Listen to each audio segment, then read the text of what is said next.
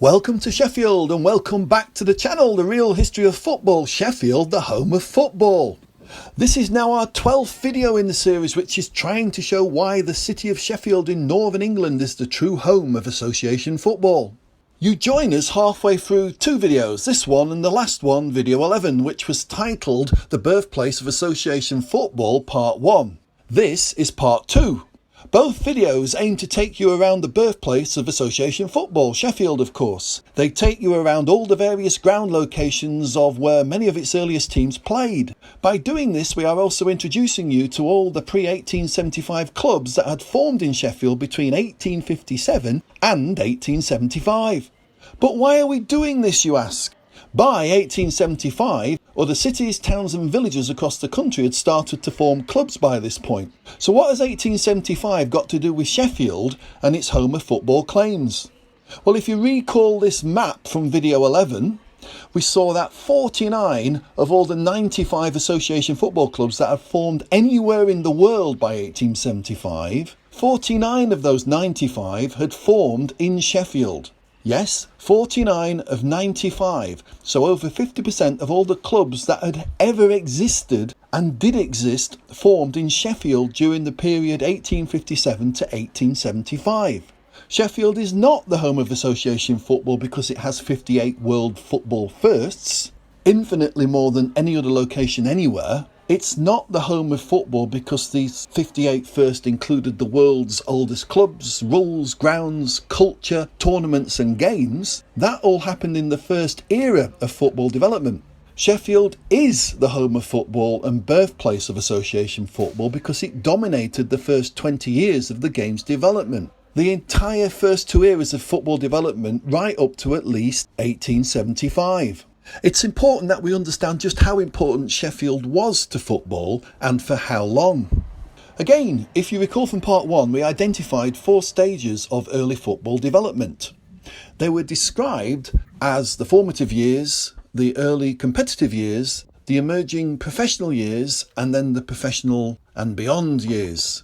It's during these first two eras between 1857 and 1875 that Sheffield football was so dominant, and the reason why Sheffield as a city can claim to have given birth to the game. In the 1860s and early 1870s, Sheffield as a town, having so much association footballing activity happening in and around it, became the original spark that fired the game's development far and wide to places like the East Midlands, the North West, the North East, and yes, even London. The Sheffield rules were very popular and played widely during these first two periods, and they continued to influence the game's development even on a national level with the English FA. So to complete the story of all 49 early Sheffield clubs, the clubs of the birthplace of the game during its most influential periods, we need to look at the remaining 14 we haven't yet covered in this video. We covered 15 in part 1, so 14 in this part, and then at the end of this video we will recap all the other 20 we've already covered earlier during other videos, in the videos 1 to 10. Okay, our first club.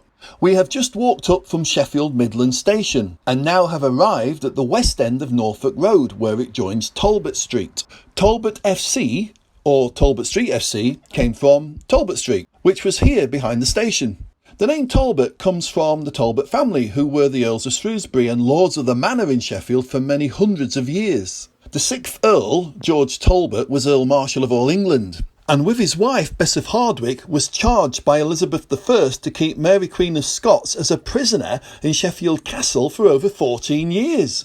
The Talbots lived at nearby Manor Lodge, which you can still visit. Mary Queen of Scots also stayed here for many years as part of her captivity in Sheffield.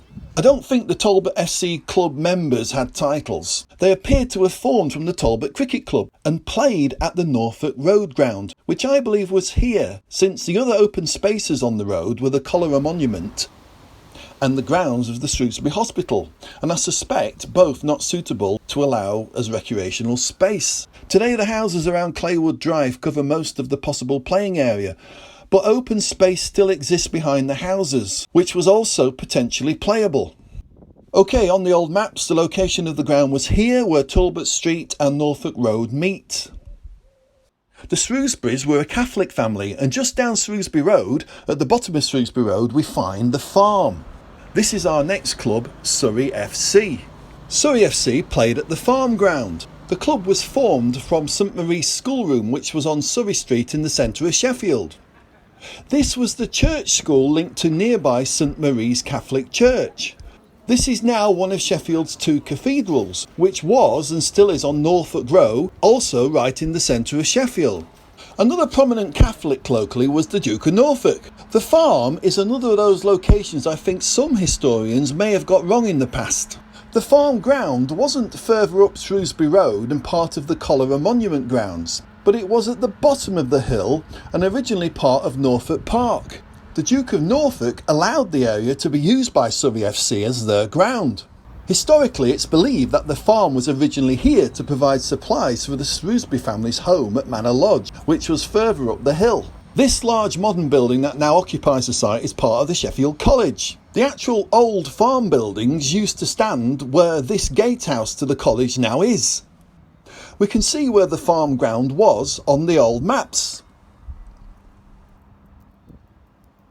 Our next three clubs are also nearby, just up the hill behind the farm, and played in what is now still part of Norfolk Park.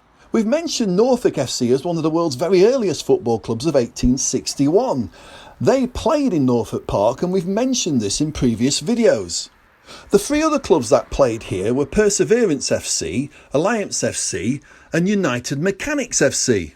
United Mechanics of 1865 were another first era club. I'm going to cheat a little bit here, as I did also briefly cover United Mechanics in video 4. As a Wednesday fan, I did actually spend too much time in that video telling you all about the fact that Sheffield United aren't the oldest United in the world, like they claim to be. It's actually United Mechanics. And in doing this, I failed to tell you anything else interesting about the club, so I'm going to do that now.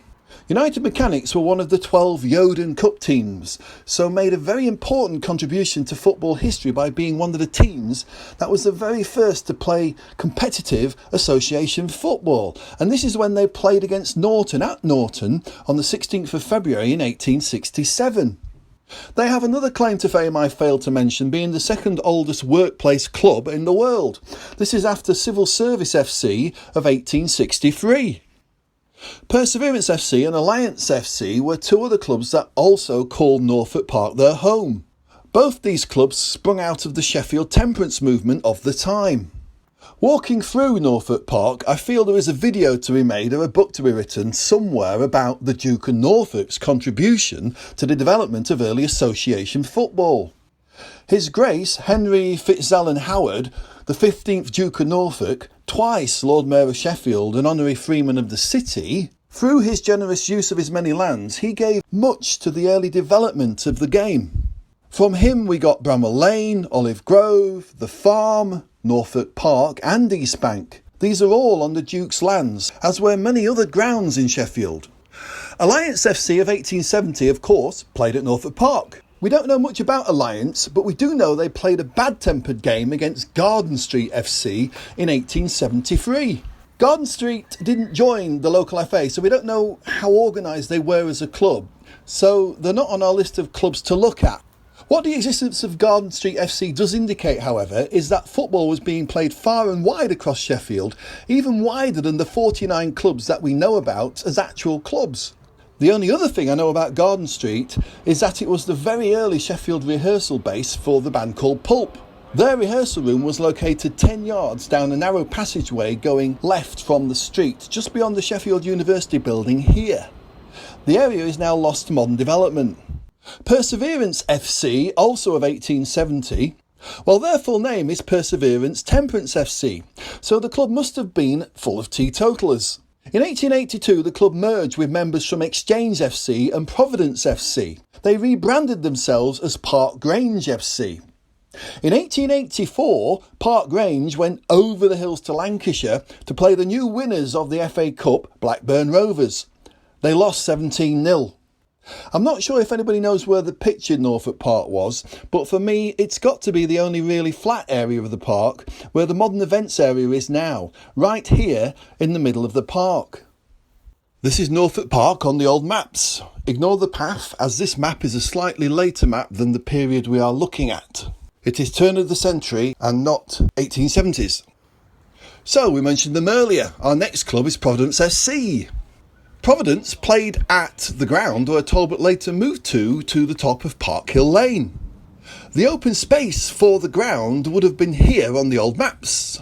Park Hill Lane no longer exists, but the ground was just opposite, just south of where the Hyde Park cricket ground was. And Exchange's Hallam Fields was just north of Hyde Park. Today, like Hyde Park, the ground is lost to the Manor Oaks housing development. Manor Oaks Court was the most likely terrain for the pitch. That's here. It's no wonder that Perseverance, Providence and Exchange all found a way to merge at some point, all being so close to each other. So let's have a look at the current map to see where those first 4 early lost Sheffield grounds that hosted our first 6 clubs were. Sheffield, England, of course, and we started at the Midland Station and walked up to Talbot Street. The Norfolk Road ground was here where Talbot Street meets Norfolk Road. The farm ground was here where Sheffield College now is. We believe the Norfolk Park ground was here in the middle of Norfolk Park. And the Park Hill Lane ground was here where the Manor Oaks housing development now is. For the next 5 clubs we need to head southeast and south from Sheffield Centre. So, Handsworth FC. The only thing I can possibly tell you about Handsworth is where they possibly might have played. I say possibly as the ground location is actually unknown. The fields around the village of Handsworth to the northeast at the time were, I believe, the most suitable area for the pitch. Here is the general location on the old maps. The ground could now lie under the north end of St Joseph Road, where it joins with Hall Road. Or maybe here in Handsworth Park, which of course is still open public space today. Just a little to the southwest, Gleedless FC's ground was more certain. I even had a 16-year-old subscriber tell me where this ground location was from local knowledge passed down. On the old maps it was part of the Charnock Hall grounds, and so today is approximately where the library, which is just off White Lane, is today. The subscriber asked me to give a shout out to the club he plays for, which is Kiverton Park. Happy to do so. Kiverton Park are one of Rotherham's most historic clubs, forming in 1881, then joining the Sheffield FA 2 years later.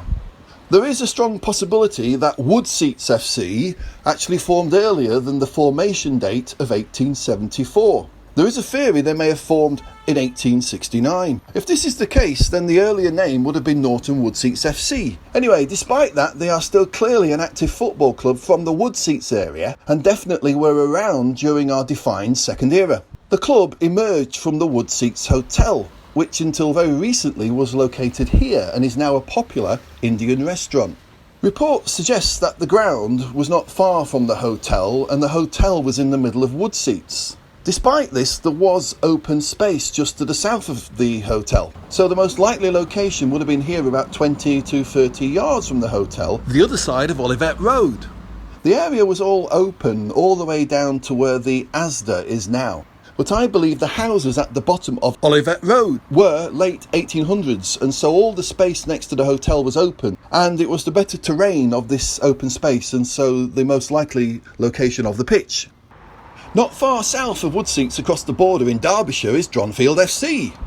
You have heard the name Dronfield before, as it's currently where Sheffield FC have their ground.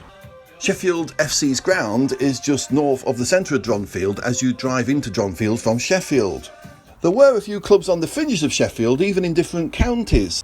Neighbouring Door FC, which we will visit next, is another example. However, these clubs were signed up to the Sheffield FA, so we classify them as Sheffield clubs.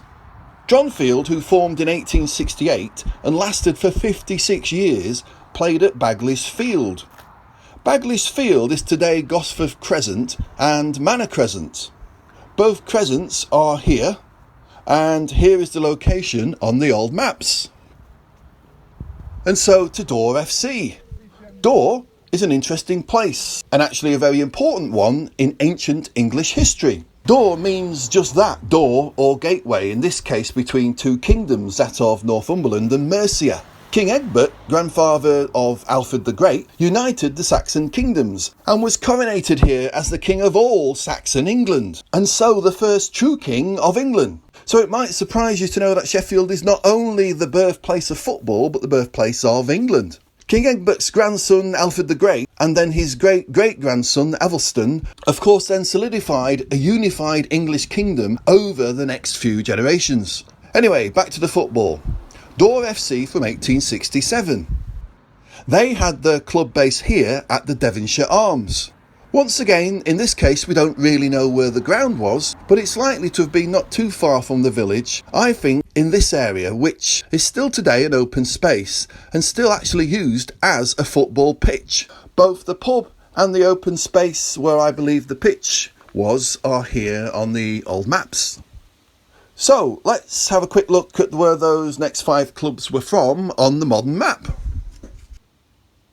The location of Handsworth Ground, we believe, may have been here. Still open space today, some of it. Gleedless highly likely played here where the library now is. Woodseats here near to where the Woodseats Hotel used to be.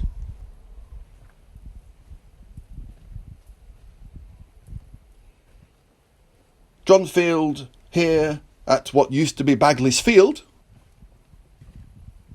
And Dor may be here in this open space, still used as a football pitch. Okay, just 3 clubs to go now.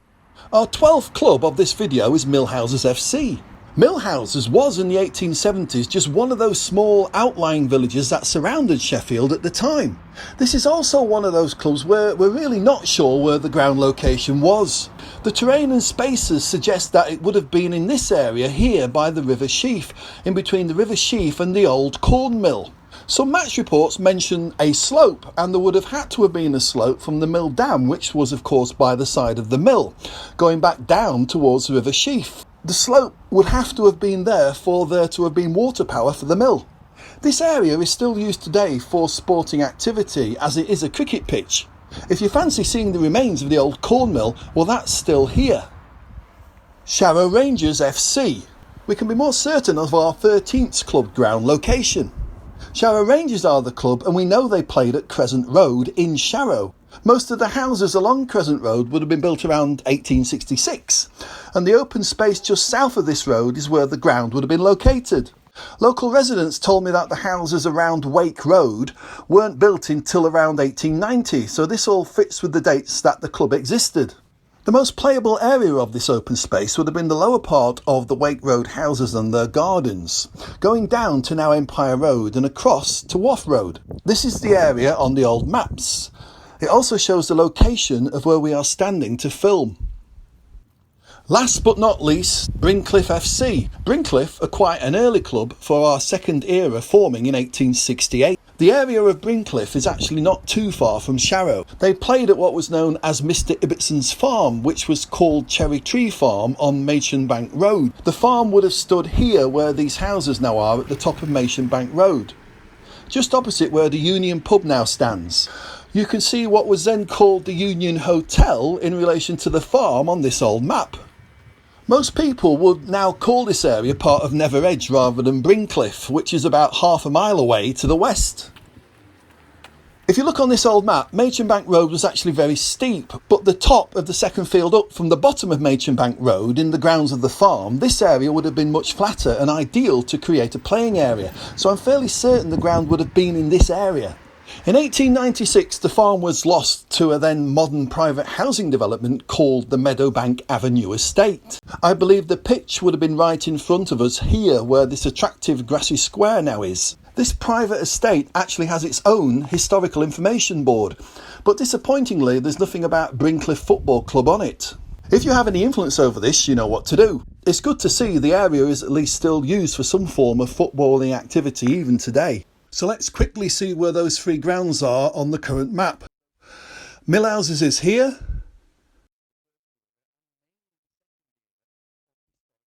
Crescent Road is here. And Cherry Tree Farm here.